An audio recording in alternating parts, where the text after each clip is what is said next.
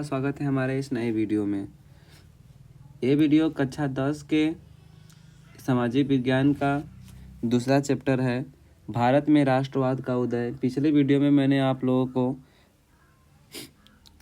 भारत में राष्ट्रवाद का उदय के जो चैप्टर है उस चैप्टर के पूरा सारांश बताया था और अच्छे से चर्चा की थी। आज के इस वीडियो में हम बात करेंगे महत्वपूर्ण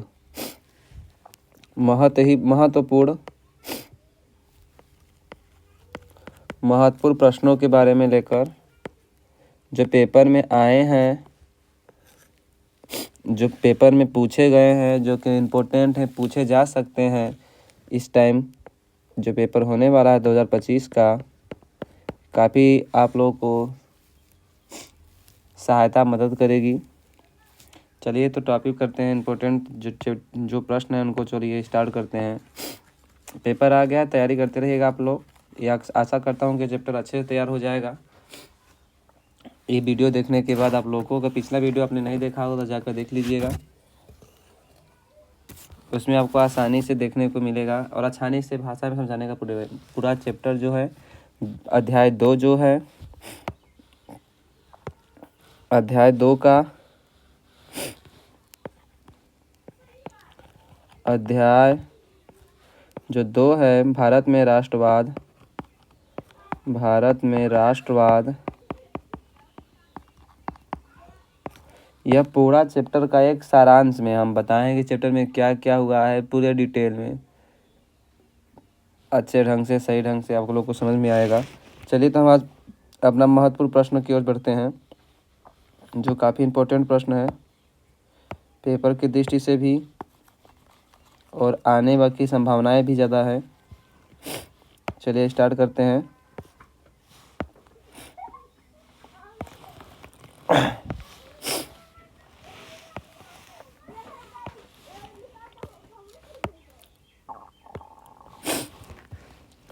अति लघुत्तरीय प्रश्न है, भारत में लोगों द्वारा रॉलेट एक्ट किस प्रकार विरोध किया गया, यानी बताया गया। देखिए, जब अगर पूरा वीडियो देखे होंगे, पिछला वीडियो मेरा, तो उसमें आपको आसानी से मिला होगा। भारत में लोगों द्वारा रॉलेट एक्ट का विरोध जो है किस प्रकार से किया गया, उदाहरण सहित संक्षिप्त में कीजिए। या तो इस प्रकार से प्रश्न पूछ सकता है, या तो इस प्रकार से बोलेगा, रॉयल एक्ट क्या है, इसका विरोध कैसे किया गया, इसके क्या परिणाम हैं, उसके बारे में बताइए। देखिए 2020 में भी पूछा गया था प्रश्न, तो इसका उत्तर किस प्रकार से लिखेंगे। अति लघुत्तरीय प्रश्न है तो रॉलेट एक्ट 1919 ईस्वी में पारित किया। एक ऐसा कानून था जिससे भारतीय पर किसी तरह के मुकदमे को चलाए बिना शंका के आधार पर गिरफ्तार कर 2 साल जेल में बंद किया जा सकता था। मतलब ये जो कानून था रॉलेट एक्ट, इस कानून के तहत आपको बिना मुकदमा चलाए आपको 2 साल के लिए जेल में बंद करने का प्रावधान था। यह 1919 ईस्वी में जो है कि पारित किया गया था, और यह कानून जो है कि सही नहीं था, इसलिए इनका काफ़ी विरोध किया गया था। ठीक, दूसरा जो है आपका, एक बार फिर से समझ लीजिएगा। रॉयल एक्ट जो 1919 में पारित किया गया, एक ऐसा कानून था जिनके द्वारा भारतीयों पर केवल भारतीयों पर किसी तरह के मुकदमे को चलाए बिना, यानी मुकदमा नहीं चलेगा, डायरेक्टली आपको जेल में बंद कर दिया जाएगा। यही प्रावधान था रॉयल एक्ट का। ठीक, अगला जो चैप्टर है, अगला प्रश्न जो है, इसके परिणाम, इसका पूरा डिटेल में पूछा है तो इसके परिणाम देख लीजिएगा। परिणाम क्या हुए, क्योंकि प्रश्न में पूछा था परिणाम बताइए, परिणाम क्या हुआ, इसके परिणाम ही बताना है। उसका विरोध कैसे किया गया और क्या था। देखिए क्या का तो मैंने बता दिया आप लोग को क्या था। अब उसके आगे परिणाम क्या है, परिणाम को देख लीजिए। अंग्रेजों ने राष्ट्रवादियों पर दमन शुरू करने के साथ मार्शल लॉ लागू कर दिया। 13 अप्रैल को जलियांवाला बाग हत्याकांड हुआ। ठीक, जब 13 अप्रैल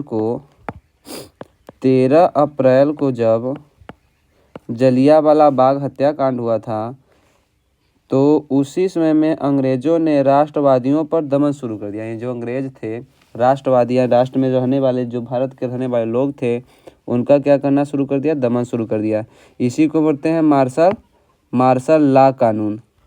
ठीक, अब इसका विरोध कैसे किया गया रॉयल एक्ट का? भारत में लोगों द्वारा रॉयल एक्ट का विरोध निम्न प्रकार से किया गया। पहला, शहरों में रैली जुलूस का आयोजन किया गया। दूसरा जो है, रेलवे वर्कशॉप में जो काम करने वाले लोग थे उसे हड़ताल पर चले गए। तीसरा जो था, कई शहरों में दुकानदारों ने दुकान बंद कर अपना विरोध जताया। ये रहा है आपका रॉयल एक्ट की पूरी हिस्ट्री और क्या किया गया था, इसका परिणाम क्या हुआ, इसको विरोध कैसे किया गया, ये सब चीज़ें। अति लघुत्तरी से ज़्यादा बड़ा नहीं किया जाएगा। अब दूसरा प्रश्न जो है आपका, साइमन कमीशन की रिपोर्ट में कांग्रेस क्यों असंतुष्ट थी? कांग्रेस ने किस नई नीति की घोषणा की? ये भी 2020 में पूछा गया था आपका। क्या प्रश्न है? साइमन कमीशन के रिपोर्ट में, ये भी मैंने आपको पिछले वीडियो में बताया है, जाकर देख लीजिएगा तो आपको अच्छे क्लियरिटी हो जाएगी। साइमन कमीशन की रिपोर्ट में कांग्रेस क्यों असंतुष्ट थी? कांग्रेस ने किस तरह की नई नीति अपनाई या घोषणा की? जो नीति थी उसमें क्या नीति थी उसके बारे में बताइए। उत्तर क्या है? साइमन कमीशन में एक भी भारतीय सदस्य के शामिल नहीं के कारण, यानी देखिए जो साइमन कमीशन था वो बनाया गया था, उसमें भारत के सदस्य जो थे उसमें एक भी शामिल नहीं किया गया था। कांग्रेस इसकी रिपोर्ट के असंतुष्ट थी और कांग्रेस जो इस रिपोर्ट से असंतुष्ट थी। कांग्रेस ने पूर्ण स्वराज की नई नीति की घोषणा की। दिसंबर 1929 में जवाहरलाल नेहरू की अध्यक्षता में कांग्रेस में लाहौर अधिवेशन में पूर्ण स्वराज की मांग को औपचारिक रूप से मान लिया गया तथा तय किया गया कि 26 जनवरी 1930 ईस्वी को स्वतंत्रता दिवस के रूप में मनाया जाएगा और उस दिन लोग पूर्ण स्वराज के लिए संघर्ष की शपथ लेंगे। यह जो है आपका कमीशन, साइमन कमीशन के रिपोर्ट में असंतोष क्यों था और कांग्रेस ने किस नई नीति की घोषणा की, इसका दोनों का उत्तर हो गया आप लोग को। असंतुष्ट इसलिए था क्योंकि जो साइमन कमीशन थे, जो भारत आए थे अपना रिपोर्ट देने के लिए, उस रिपोर्ट में पूरी से मतलब भारतीय कोई नहीं था। जो सदस्य थे, इस रिपोर्ट के सदस्य जो थे, भारतीय कोई नहीं था, जिसके कारण कांग्रेस ने इसका विरोध करते हैं और असंतुष्ट रहते हैं और इसी को कहते हैं साइमन, यानी साइमन वापस जाओ। इसके खूब ज़्यादा आंदोलन के विरुद्ध में आंदोलन किया जाता है। फिर उसके बाद में जब दिसंबर 1929 में जवाहरलाल नेहरू ने जो कि कांग्रेस के लाहौर अधिवेशन में, यानी कि जवाहरलाल नेहरू की अध्यक्षता में लाहौर के एक अधिवेशन बनाई गई थी, इसमें पूर्ण स्वराज की मांग की गई और कहा गया था उसमें क्या, 26 जनवरी 1930 को स्वतंत्रता के रूप में मनाया जाएगा और उसी टाइम हम क्या करेंगे, शपथ भी लेंगे पूर्ण स्वराज की। तीसरा प्रश्न जो है एक इम्पोर्टेंट है, पूना पैक्ट किसके हस्ताक्षर हुए?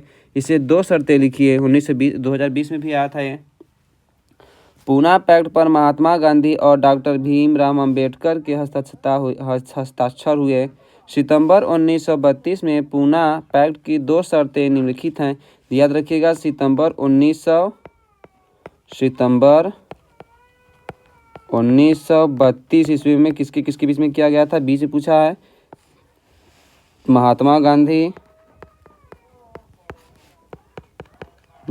गांधी वर्सेस अंबेडकर, BR अंबेडकर,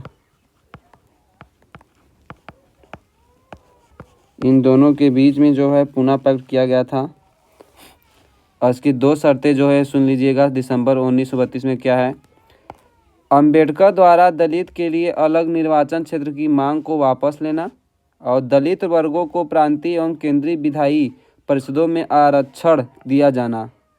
यह जो दोनों थे वो पूना पैक्ट में किया गया था, महात्मा गांधी और BR अम्बेडकर के हस्ताक्षर हुई थी, यानी सिग्नेचर किए थे कि ऐसा नियम होना चाहिए उसके लिए। अगला प्रश्न जो है ये भी इम्पोर्टेंट है, नमक यात्रा उपनिवेशवाद के खिलाफ विरोध एवं एक असरदार प्रतीक थी, स्पष्ट कीजिए। यानी जो नमक यात्रा की गई थी, दांडी यात्रा जो नमक के लिए किया गया था, उसमें उपनिवेशवाद के खिलाफ प्रतिरोध का एक असरदार प्रतीक था। ऐसा क्यों है, स्पष्ट करना है इसको। तो इसमें क्या करेंगे, 31 जनवरी 1930 को वायसराय इरविंग को एक खत लिखा। यानी किसने लिखते हैं, महात्मा गांधी ने। महात्मा गांधी ने 31 जनवरी 1930 को 31 जनवरी 1930 को 31 जनवरी 1930 को 31 जनवरी 1900 जब 30 होता है तो इसी टाइम जो है कि महात्मा गांधी ने वायसराय इरविंग को क्या करते हैं, पत्र लिखते हैं। उन्होंने 11 मांगों का उल्लेख किया गया। इसमें कुछ सामान्य मांगें थी, जबकि कुछ मांगें उद्योगपति के लेकर किसान तक विभिन्न तरीकों से जुड़ी हुई थी। गांधी जी इन मांगों के माध्यम से समाज के सभी वर्गों को साथ जोड़ना चाहते थे ताकि सभी अभियान में शामिल हो सकें। इनमें से सर्वाधिक प्रमुख मांग नमक कर को समाप्त करने के बारे में थी। सफलतापूर्वक नमक यात्रा निकालकर गांधी जी ने औपनिवेशिक ब्रिटिश सरकार को सत्याग्रह के तरीके से उत्तर दिया। नमक यात्रा वास्तव में उपनिवेशवाद के विरोध का एक सबसे बड़ा प्रतीक थी। इसीलिए अब स्टोरी आप लोग समझ गए होंगे। यानी कि 31 जनवरी 1930 था, 1930 ईस्वी। इस ईस्वी को महात्मा गांधी वायसराय को लेटर लिखते हैं।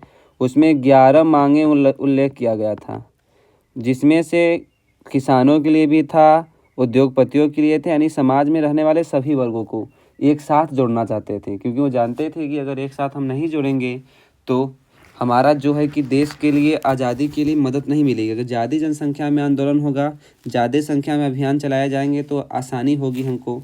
इसीलिए उन्होंने, महात्मा गांधी ने यह तरीका अपनाते हैं और सत्याग्रह करते हैं। और इसमें प्रमुख जो रहता है नमक का रहता है।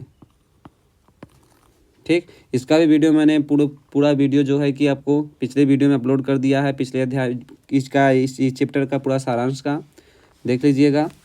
अब अगला देखते हैं, अगला प्रश्न। उन परिस्थितियों की व्याख्या कीजिए जिनमें गांधी जी ने 1931 में सविनय अवज्ञा आंदोलन को वापस लेने का निर्णय लिया। देखिए, बहुत इंपॉर्टेंट, पेपर पूछ सकता है कि महात्मा गांधी ने, प्रश्न इस प्रकार से पूछ सकता है या करके कि महात्मा गांधी ने 1931 में सविनय अवज्ञा आंदोलन को वापस लेने का निर्णय क्यों लिया, इसकी क्या परिस्थितियां थी, व्याख्या करिए। तो इसका अगला क्या है, उत्तर जो है, महात्मा गांधी ने गांधी इरविंग समझौता के तहत 1931 में सविनय अवज्ञा आंदोलन को वापस लेने का निर्णय लिया। इसकी निम्नलिखित कारण थे। पहला क्या कारण था, सरकार राजनीतिक कैदियों को रिहा करने पर राजी हो गई थी। सरकार ने दमनकारी नीति चला रखी थी, जिससे तहत शांतिपूर्ण सत्याग्रहियों पर हमले किए गए, महिलाओं और बच्चों को मारा पीटा गया और लगभग 1 लाख लोग गिरफ्तार किए गए। तीसरा जो है, औद्योगिक मजदूरों में अंग्रेजी शासन का प्रतीक पुलिस चौकियां, नगर पालिका भवनों, अदालतों, रेलवे स्टेशनों पर हमले शुरू कर दिए थे। इसके कारण भी, यानी यह 3 कारण थे कि जो महात्मा गांधी ने आंदोलन, सविनय अवज्ञा आंदोलन 1931 में वापस ले लिए थे। ठीक, अगला है आपका प्रश्न, सविनय अवज्ञा आंदोलन के प्रति लोग और उपनिवेशक सरकार ने किस प्रकार प्रतिक्रिया व्यक्त की, स्पष्ट कीजिए। उत्तर देखिएगा। उत्तर जो है, देश के विभिन्न भागों में हजारों लोगों ने नमक कानून तोड़ा और सरकारी नमक कारखानों के सामने प्रदर्शन किए। आंदोलन फैला तो विदेशी कपड़ों का बहिष्कार किया जाने लगा। शराबों की दुकान की पिकेटिंग होने लगी। किसानों ने लगान और चौकीदारी कर चुकाने से इनकार कर दिया। जो चौकीदारी पर कर था उसे चुकाने के लिए क्या कर दिया, मना कर दिया, इनकार कर दिया। गाँव में तैनात कर्मचारी इस्तीफा देने लगे। बहुत सारे स्थानों पर जंगल में रहने वाले वन कानूनों पर उल्लंघन करने लगे। औपनिवेशिक सरकारें कांग्रेसी नेताओं को गिरफ्तार करने लगी। जब महात्मा गांधी को गिरफ्तार कर लिया गया तो सोलापुर के औद्योगिक मजदूर ने, याद रखिएगा, सोलापुर के औद्योगिक मजदूर ने अंग्रेजी शासन का प्रतीक पुलिस चौकियां, नगर पालिका भवन, अदालत और रेलवे स्टेशन पर हमले शुरू कर दिए। सरकार ने दमनकारी नीति अपनाई और औरतें, बच्चे और शांतिपूर्वक सत्याग्रहियों को मारा पीटा गया। लगभग 1 लाख से ज़्यादा लोग क्या हो गए, गिरफ्तार हो गए। अगला प्रश्न देख लीजिएगा। रॉयल एक्ट के खिलाफ चले आंदोलन का दमन किस प्रकार किया गया। जो रॉयल एक्ट था उसका दमन किस प्रकार से किया गया उसके बारे में उत्तर देख लीजिएगा। गांधी जी रॉयल एक्ट जैसे अन्यायपूर्ण कानून के खिलाफ अहिंसक नागरिक अवज्ञा चला चाहते थे, जिसे 6 अप्रैल 1919 को एक हड़ताल के रूप में होना था। विभिन्न शहरों में रैली जुलूस का आयोजन किया गया। रेलवे वर्कशॉप में कामगार हड़ताल पर चल गए, दुकान बंद हो गई। इस व्यापक जन उभार से चिंतित और रेलवे व टेलीग्राम जैसी संचार सुविधाओं में के भंग हो जाने की आशंका से भयभीत अंग्रेजों ने राष्ट्रवादियों का दमन शुरू कर दिया। अमृतसर में बहुत सारे स्थानीय नेताओं को हिरासत में ले लिया गया। गांधी जी के दिल्ली प्रवेश पर पाबंदी लगा दी गई। 10 अप्रैल को पुलिस ने अमृतसर में शांतिपूर्वक जुलूस पर गोली चला दी, जिसके बाद लोग बैंक, डाकघरों, रेलवे स्टेशनों पर हमले करने लगे। मार्शल लॉ लागू कर दिया गया और जनरल डायर ने पंजाब में कमान संभाल ली। मार्शल लॉ लागू हो जाता है, जिसमें जनरल डायर जो है कि पंजाब में अपना कमान संभाल लेता है। जनरल डायर ने यही रहता है। रॉयल एक्ट के खिलाफ चले आंदोलन का दमन किस प्रकार से किया गया। अगला प्रश्न है, खिलाफत आंदोलन क्यों शुरू किया गया। देखिए इम्पोर्टेंट, ये भी इम्पोर्टेंट है। खिलाफत आंदोलन 9वां प्रश्न मेरा था, जो कि इम्पोर्टेंट प्रश्न था। खिलाफत आंदोलन कैसे शुरू हुआ, इसके बारे में जानेंगे। खिलाफत आंदोलन कैसे शुरू हुआ, इसका उत्तर ध्यान दीजिएगा। इसका उत्तर क्या कहता है, क्या है इसका उत्तर। इसका उत्तर भी बहुत इंपॉर्टेंट है, क्योंकि यह पूछ सकता है। यही एक ऐसा प्रश्न है जिन्होंने महात्मा गांधी, जिनका जो कि आंदोलन था महात्मा गांधी ने नहीं किया था। पेपर में पूछ सकता है बहुविकल्पी में कि ऐसा कौन सा आंदोलन जो महात्मा गांधी के द्वारा नहीं चलाया गया, तो यह है खिलाफत आंदोलन। तो इस खिलाफत आंदोलन में हुआ क्या था, इसके थोड़ा जान लीजिए। पहले विश्व युद्ध के ऑटोमन तुर्की की हार हो गई थी। इससे इस आशय की अफवाह फैली हुई कि अब इस्लामिक विश्व में आध्यात्मिक नेता खलीफा ऑटोमन सम्राट पर एक बहुत सख्त शांति संधि थोपी गई। खलीफा की तत्कालीन शक्तियों की रक्षा के लिए 1919 में बम्बई के एक खिलाफत समिति का गठन किया गया। मोहम्मद अली जिन्ना और शौकत अली बहुओं के साथ साथ कई ने, यानी कि कहने का मतलब कि मोहम्मद अली जिन्ना तथा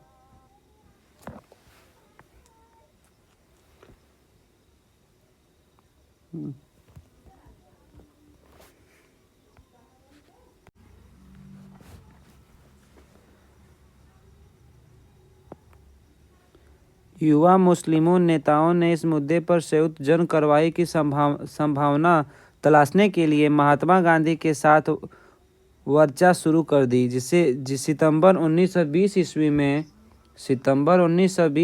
में कांग्रेस के कलकत्ता अधिवेशन में महात्मा गांधी ने भी दूसरे नेताओं को राजी कर लिया कि खिलाफत आंदोलन के समर्थक और स्वराज के लिए असहयोग आंदोलन शुरू किया जाना चाहिए। देखिए अब इसमें धीरे धीरे जो था 19 यह बात की जाती है, 1920 ईस्वी की बात की जाती है। अगला प्रश्न जो है आपका, अगला प्रश्न मैं अगले वीडियो में लेकर आऊँगा क्योंकि बहुत सारे ज़्यादा प्रश्न हो जाएंगे तो आपको बड़ा ये वीडियो भी बड़ा हो जाएगा, जिसके कारण आप लोग सही समझ नहीं पाएंगे। तो ये महात्मा गांधी और इरविंग का जो समझौता इसके प्रावधान क्या थे इसके अगले वीडियो में देखेंगे। धन्यवाद।